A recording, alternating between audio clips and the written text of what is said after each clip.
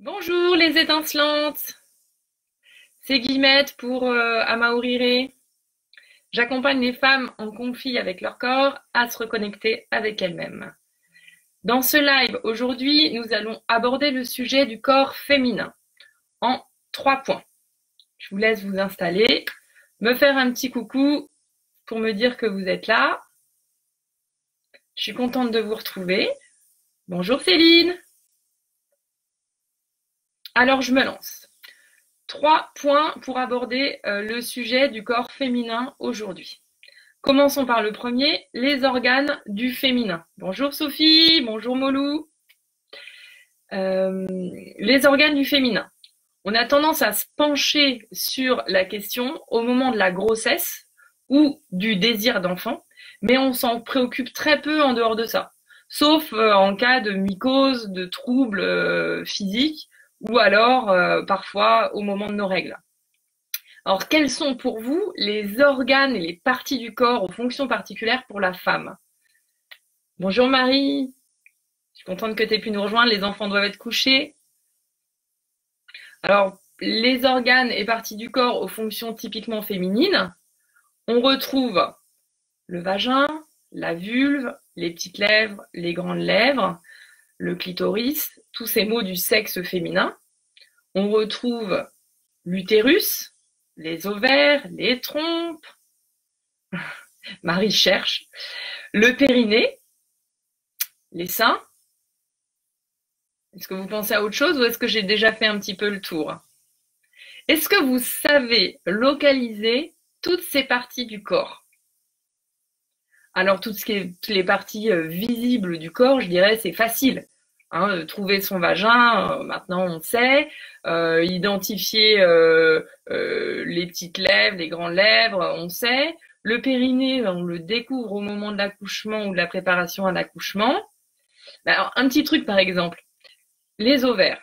Est-ce que vous savez où sont vos ovaires? Alors, pour vous y aider, vous faites ça avec les doigts, avec vos mains comme ça, et au milieu de vos 2 pouces, il y a votre nombril. Si vous écartez les petits doigts, au bout de vos petits doigts, il y a vos ovaires. C'est quand même ça, sympa de savoir ça. Qui c'est qui... merci Margot Annan. Qui c'est qui savait bien localiser ses ovaires déjà? Bref. Qu'est-ce qui se passe, petit 2, si on ne prend pas soin de nos particularités de ces organes du féminin? Si on ne sait pas identifier quand ils fonctionnent bien ou quand ils fonctionnent mal. On peut avoir des symptômes comme des maux de ventre, des migraines, des problèmes digestifs, des crises de larmes, des excès de colère, des insomnies, des impatiences, une libido en berne, des fringales de sucre, des fringales de gras, des excès d'alcool, de tabac, des problèmes de peau, des boutons, de l'acné, des infections urinaires, des infections génitales. Pire même, l'endométriose. Vous avez vu sur le groupe, il n'y a pas longtemps, j'ai posté une vidéo sur le sujet et sur le problème du diagnostic de l'endométriose. Et effectivement, il peut y avoir une méconnaissance de la maladie au niveau médical ou un déni, mais il y a aussi le fait que les femmes tardent à s'en plaindre. Il est admis que c'est normal d'avoir mal au ventre pendant ses règles. Qui a déjà entendu ça? Qui s'est déjà plainte de ses maux de ventre quand elle était ado et a eu comme réponse « Ah mais c'est normal, toutes les femmes elles ont mal au ventre pendant leurs règles ». Je vous écoute. Oui Sophie, tu avais bien localisé les ovaires au bout des trompes, mais sais-tu localiser tes trompes? Alors je continue. Dans mon e-book sur les 5 signes qui vous invitent à cesser d'être la femme parfaite, que vous avez sans doute lu, votre corps vous informe, j'en avais même consacré un chapitre sur les troubles menstruels pour dire à quel point ils sont un message pour faire le point sur ce que vous vivez et ce que vous voulez vivre en fait, sur l'écart entre les deux. 3e point, parlons du cycle menstruel, justement. Qu'est-ce qui nous est transmis sur le sujet? Est-ce que vous vous souvenez de vos premières règles et de ce que vous en avez compris, de comment vous avez présenté les choses? N'hésitez pas, hein, je jette un petit coup d'œil dans les commentaires. Effectivement, bien souvent, on réduit le cycle menstruel à sa phase menstruelle, au moment où on perd du sang. Sauf que, en fait, le cycle menstruel, c'est bien plus que ça. C'est tout le temps, ça s'arrête pas, sauf en cas de grossesse, de ménopause ou de maladie.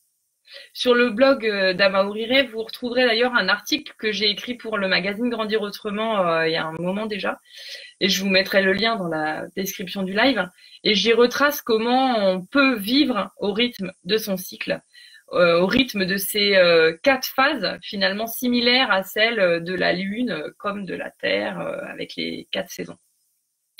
Alors, pourquoi c'est intéressant de se servir de notre cycle menstruel pour nous reconnecter avec le fonctionnement de notre corps?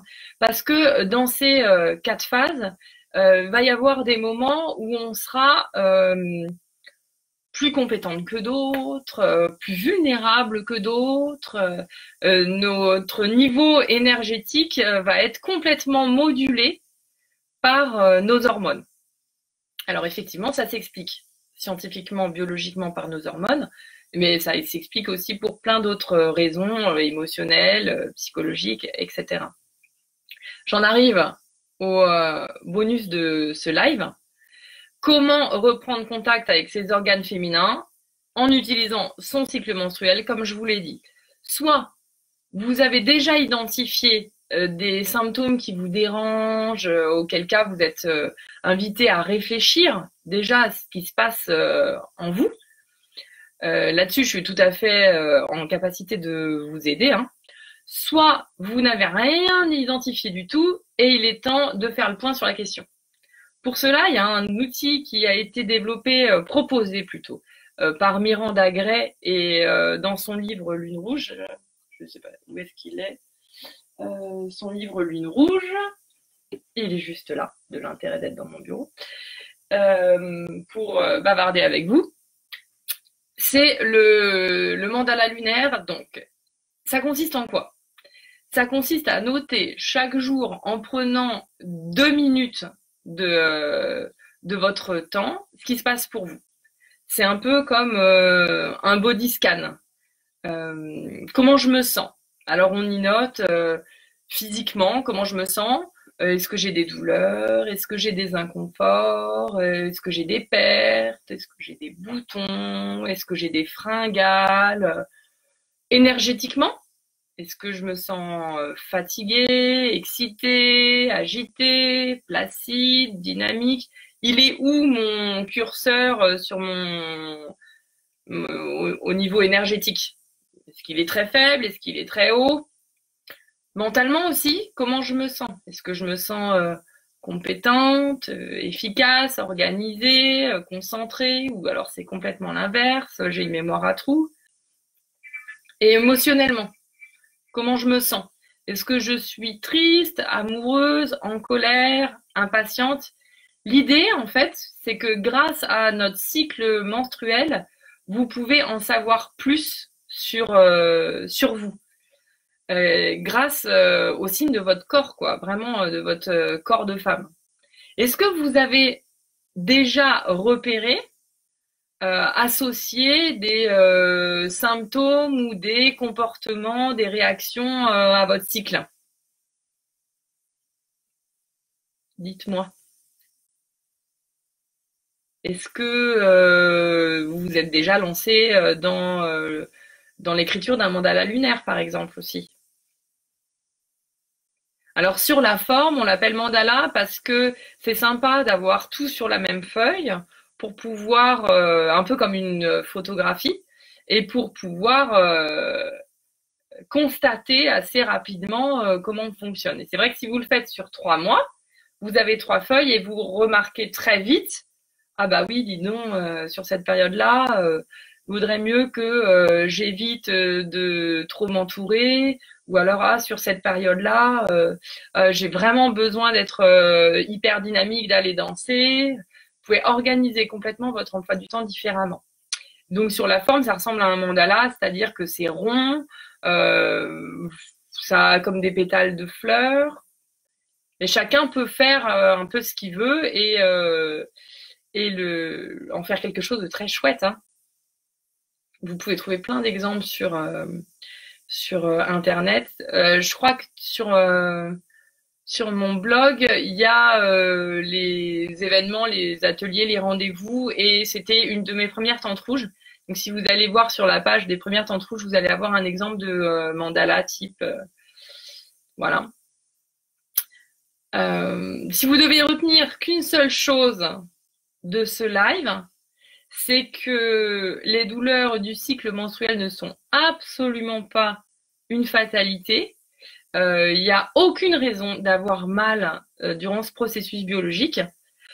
Si vous avez mal, il faut aller checker auprès d'un médecin pour lever les doutes au niveau biologique, au niveau de l'endométriose, etc., notamment pour savoir si tout va bien.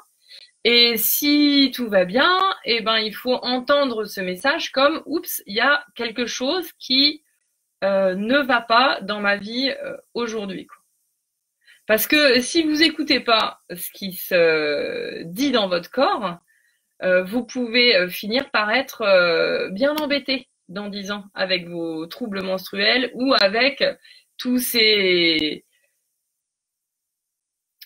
symptômes qui vont vous alerter, on va dire, graduellement, qui vont vous dire, là, moi, je te dis juste comme ça, je t'envoie un mauvais rêve, je t'envoie des petites douleurs, juste des petits pics pour te dire qu'il serait peut-être temps que tu prennes soin de toi, que tu te rassembles. Si tu le fais pas, bah, ça va être plus fort, plus fort, plus fort, jusqu'à la maladie, jusqu'à ce que ce soit un enfant qui prenne le relais, parce que de toute façon, le corps va tout faire pour t'envoyer le message qu'il a besoin que tu te reconnectes à toi-même. Voilà pour aujourd'hui. Est-ce que vous avez des questions, des choses que vous avez envie de partager? Je regarde un petit peu. Ah, mon Dieu, j'avais pas vu, il fallait que je remonte. Ah, Marie qui me dit les ovaires, on les sent bien quand ils font mal. Oui, effectivement, mais c'est toujours pareil. Du coup, on a tendance à le cacher. Sophie, cela me touche, je suis tellement incomprise par les médecins qui me suivent, du coup, je suis toujours sous médoc. Bah, Sophie, c'est l'exemple type que si physiquement, ils n'ont rien trouvé d'alarmant, il n'y a pas de bout d'endomètre qui se balade, il n'y a rien qui justifie ton mal-être, c'est peut-être qu'il faut tes douleurs, c'est peut-être qu'il faut aller voir ailleurs, qu'il faut aller voir l'écart entre ce que tu vis et ce que profondément tu aurais envie de vivre. Ah, tu parles aussi de l'horreur des premières règles. Ouais, ce serait chouette qu'on ait le temps d'en reparler. Oui, effectivement, souvenir épouvantable, je loupais l'école tous les mois. Ça, c'est intéressant, Sophie, de savoir comment c'était présenté par ta maman, comment tu étais accompagnée dans cette douleur de règles, comment ces premiers pas dans la féminité t'ont été présentés, accompagnés, quel regard de ton père, quel regard de ta mère, quel regard de toi-même sur ton corps qui grandit. Tout ça, c'est à lever, hein, c'est pas rien que ce soit localisé au niveau de ta sphère génitale. Marie, je me souviens des premières règles, mais ma mère avait dû m'en parler, ce n'était pas un mauvais souvenir, juste là, ça y est, c'était là. À quel moment les symptômes prémenstruels doivent-ils nous inquiéter? Est-ce qu'il n'y a aucun de normal? Eh ben non. Biologiquement parlant, sauf si vous croyez profondément que Dieu a puni Ève et qu'elle enfantera dans la douleur, ce qui pour moi est tout à fait symbolique, il n'y a aucune raison d'avoir mal au ventre. Aucune raison. Donc non, évidemment, il y a une fluctuation hormonale. Évidemment, cette fluctuation hormonale, elle peut provoquer chez vous une gêne. mais je vous dirais une gêne qui serait plus liée à une sensibilité, une hypersensibilité. On le sent au niveau émotionnel, surtout, mais physiquement, il n'y a aucune raison que vous ayez mal. Aucune raison. Alors, vous n'avez pas essayé le mandala lunaire. Eh ben, c'est peut-être temps de regarder. Ça peut être une bonne idée d'exercice. Puis n'hésitez pas à le partager sur le groupe. Je vous posterai, si vous voulez, la photo de mon mandala lunaire type que j'utilise. Et puis, écrivez en commentaire quelle légende vous auriez envie de rajouter, de compléter, ce qui vous intéresse, ce qui vous parle, ce qui vous parle pas. Marie qui dit « J'ai l'impression que si on écoute le moindre truc, on s'écoute trop. Enfin, c'est une peur. » Et en fait, c'est pas ça, c'est que c'est très intéressant ce que tu dis, on s'écoute trop. On culpabilise en fait d'exprimer qu'on peut avoir mal, qu'on peut être mal dans son corps. Mais pourquoi? Un tout petit bébé, il culpabilise pas de crier dans son berceau quand il a un truc qui va pas, etc. Il exprime son besoin. Pourquoi en grandissant sous prétexte qu'on vit en société, on n'a plus le droit d'exprimer son besoin, son mal-être? Ça, c'est vraiment une histoire de culture et d'éducation. C'est triste, mais on est toutes porteurs de ça. De toute façon, vous voyez bien dans les parcs, les enfants qui tombent. Non, mais non, t'as pas mal. T'as pas bobo. Mais non, allez, ça va passer. C'est pas accueilli, la douleur. Mais pour moi, fondamentalement, elle est très importante. En fait, votre corps, c'est la seule chose qui vous ancre dans le présent. C'est la seule chose qui est réelle. Tout le reste de ce que vous vivez est réinterprété. On est d'accord? Vous êtes interprété avec vos croyances, vos filtres, etc. Mais il y a toujours un filtre. Par contre, votre corps, il vous envoie une douleur, c'est brut. Et effectivement, elle est à entendre. Oui, il faut écouter le moindre symptôme. Juste ce qui nous dérange. Marie dit, est-ce qu'il faut écouter le moindre symptôme ou juste ce qui nous dérange vraiment? Moi, j'ai envie de dire que c'est un peu un tableau.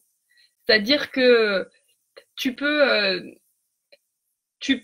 si tu commences à avoir un faisceau de symptômes qui dérangent, il est temps d'aller consulter ou au moins d'aller regarder ce que ça peut signifier pour toi, à quel changement t'es appelé, quoi. C'est un temps de bilan pour ta vie. Après, regarder un symptôme précisément, celui qui te dérange le plus, c'est intéressant, notamment au niveau du décodage pour en tirer l'hypothèse, parce que ça va t'indiquer un chemin, une route pour aller vers toi-même, en fait.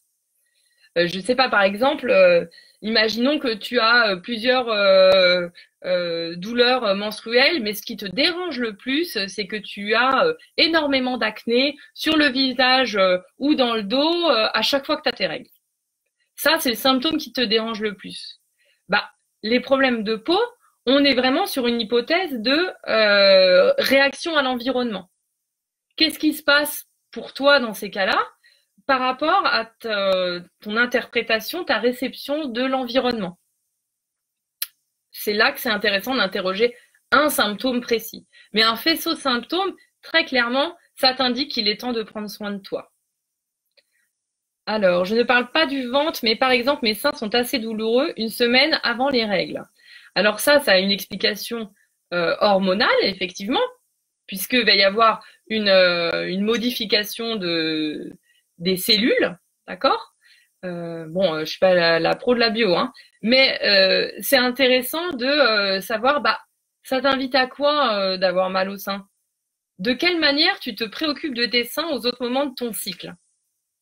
Est-ce que c'est pas une manière pour eux de te rappeler que ils sont là, qu'il faut que tu t'en occupes, de t'interroger sur la question de la manière dont tu gères ton équilibre entre ta maternité et ta féminité, par exemple, que ce soit localisé au niveau des seins. C'est intéressant pour interroger la sexualité aussi, comme on en a un peu parlé dans le précédent live.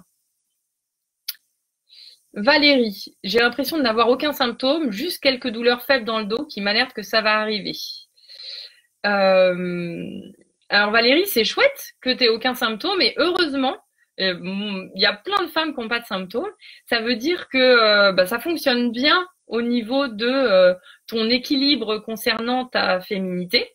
Les symptômes juste qui te disent au niveau de ton dos, c'est un peu tendu. Ça t'invite à quoi? Ça t'invite au repos, à prendre soin de toi, éviter d'organiser des dîners, des grosses chouilles pile à ce moment-là. On n'est pas toutes appelées par les mêmes symptômes non plus pour se reconnecter, pour se remettre en route vers nous-mêmes. Pour certaines, ça va être lié au cycle menstruel. Pour moi, c'est une première porte d'entrée.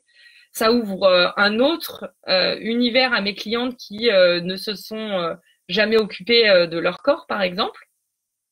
Mais il peut y avoir d'autres portes d'entrée. Ça peut se localiser ailleurs et exprimer conclusions des hypothèses de travail qui sont moins liées au féminin, à la féminité, qu'à autre chose de vos histoires. Je note que vous avez tendance à avoir envie d'essayer le mandala. Et ben surtout qu'on le partage ensemble, ça va être très sympa. Il y a douleur et douleur. Bah ouais, là on est encore une fois, t'as raison Marie de le souligner, dans une histoire d'interprétation, hein, de comment tu veux voir ta réalité. Moi j'ai eu un accident il y a quelques années au niveau de l'épaule et pendant 10 ans j'ai eu mal à l'épaule. Et puis je me disais, c'est normal, t'as mal à l'épaule, t'as eu un accident, maintenant t'auras mal à l'épaule toute ta vie, c'était acceptable, etc. Puis un jour, il y a 3-4 ans, j'ai rencontré une femme formidable, prof de yoga, Nadine qui se reconnaîtra, et elle m'a dit que c'était pas du tout une fatalité, que moyennant de prendre soin de moi différemment, je pouvais ne plus avoir mal à l'épaule. Depuis que je fais du yoga, ça fait 3 ans que j'ai pas mal à l'épaule. Alors effectivement, cette douleur, elle n'avait pas d'origine psychologique, si ce n'est celle de me rappeler mon accident et de la manière dont je l'avais géré, parce qu'il y a effectivement quelque chose de cassé de toute façon. Mais après coup, je me demande pourquoi j'ai accepté de subir ça, de subir la douleur en me disant c'est comme ça, le corps féminin, mon corps, il me fait mal, c'est comme ça. Et en fait, non, la moindre petite douleur, on n'a pas à la supporter. C'est comme ces personnes qui vieillissent, qui disent, c'est normal, j'ai mal partout, mais c'est le corps qui vieillit, j'ai pas le choix, c'est comme ça. Non, non, non, on a toujours la main. Le corps, il est là pour vous aider, c'est un soutien pour votre vie. Donc, il faut en prendre soin et il faut entendre le moindre de ces messages. Et il ne s'agit pas d'égoïsme au sens où on fait peser sur les autres nos besoins, mais il s'agit surtout d'amour de soi en fait. Et pour ça, il faut prendre soin de vous et ne pas accepter les moindres petites douleurs, prendre en considération que elles sont là pour vous aiguiller vers vous-même.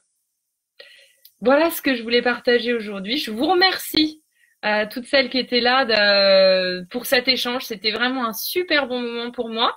Je regrette de ne pas avoir déroulé le fil. Je suis allée un peu vite sur mon contenu et j'ai pas déroulé le fil au fur et à mesure, mais on apprend en faisant, hein. Donc, je vous retrouve la semaine prochaine parce que moi, j'aime bien ça, être avec vous et j'ai plein de choses à vous partager.